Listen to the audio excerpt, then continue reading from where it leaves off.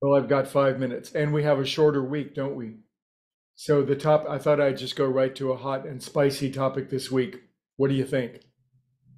So the topic this week, I'm thinking, is desire. And desire is a controversial topic in spirituality, it seems. It seems like some schools of spirituality wish to quell and to extinguish desire. They say that desire is the root of all suffering. That's a wide swath of spirituality in some religion. It's one way of thinking about it, isn't it? Another way of thinking about it is the suffering comes from unfulfilled desire. Maybe desire is God's natural impulse inside of us to help us grow, expand, and to make this playground of existence into the most glorious experience it could be. But if we desire and we never fulfill, then that certainly would be painful, wouldn't it? Wouldn't it be painful to always feel the absence of the thing most wanted rather than its presence? And yet, one school of mentality or philosophy would say, well, don't do that. Simply kill off desire, and then you won't have the pain of unfulfilled desire. This week, I'm going to talk about the possibility of fulfilled desire. And that can meet you where it does. And you can, of course, come to your own spiritual understanding about that. The line from scripture that I'm going to appeal to is certainly one of the greatest in all. And it says, as a man thinketh in his heart, so shall he be. So we're going to take a look at that and how that might help us fulfill desires. If you, listening to this, are interested in fulfilling the deepest soul desires of your being, if you have them and you would like to have them fulfilled, the first thing we notice about the phrase, as a man thinketh in his heart, it says heart, not head. Isn't that curious? It doesn't say, as a man thinketh in his head, so shall he be. It says, as a man thinketh in his heart. Well, that might give us a clue. Don't we often equate our heart more with feeling and emotion, and our brain more with thinking and concept?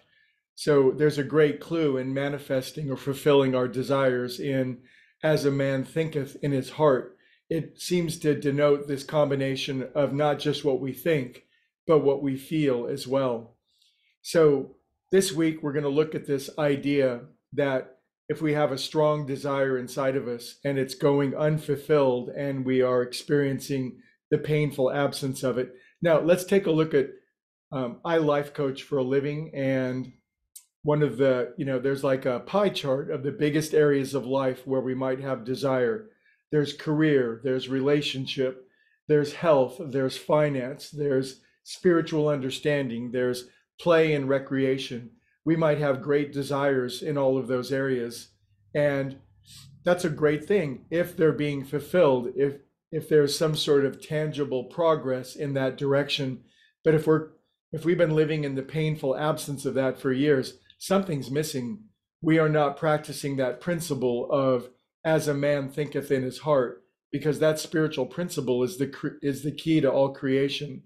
So rather than in the state of desire, trying to make something happen on the outside in order to fulfill our desire, I want a wonderful, intimate relationship. I'm going to go find that person.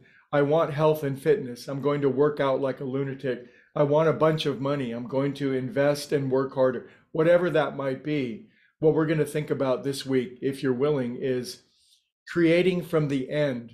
And by that, I mean, if you have a great desire, the reason it's there is there's an experience that we want to have, that it will bring us something. Money, a bunch of money in the bank doesn't do anything, but what we want is security and peace. Physical fitness doesn't per se bring anything. There are a lot of physically fit people who aren't peaceful and calm. Having a mate in your life doesn't necessarily bring the intimate joy, passion, and playfulness of a relationship. So this week, if you have a great desire, write it down.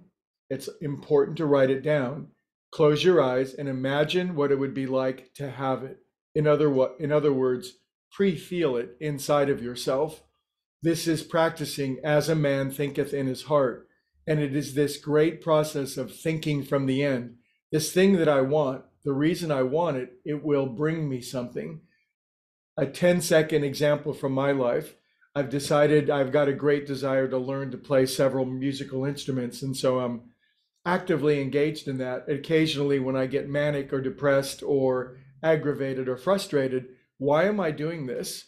And I'm doing it for the feeling of interaction, expression, playing with others, being creative. And so I'll pause and I'll remember inside of myself, I'll think inside of my heart, and I'll remember why it is that I'm doing it. And it resets my compass and it gives me the space. And I believe that if I practice that, and I believe that if anybody practices that, thinking from the end, why do I want this?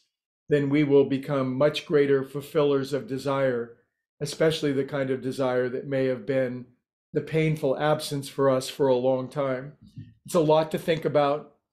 We can think about it and practice it for the rest of our lives. Think from the end and imagine what it is that you want to feel in advance rather than trying to force the world into that shape. Let's see what happens.